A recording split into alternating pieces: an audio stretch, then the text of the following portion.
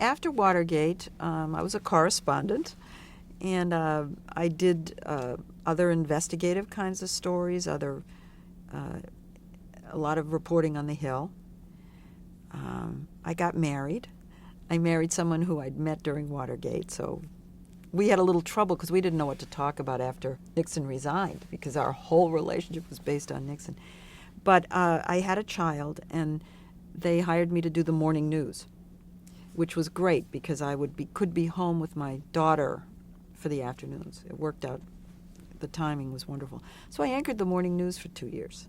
So that was the next big thing that happened to me after Watergate. Well, I would get up at 3. Boy, you don't know how bad you feel till you stop doing something like that. But I would get up at 3 and go in. There was an anchor in New York, Richard Threlkeld, and I was the Washington anchor. We co-anchored, but not in each other's presence. It was a 1-hour show. I wrote everything myself, and it was very hard for me. I'm not a natural writer, so I had to struggle in the morning. It was a very serious news show. It was just hard news for 1 hour, bouncing back and forth between New York and Washington. Did a lot of interviews. Got to enjoy being an interviewer. That's when that started for me.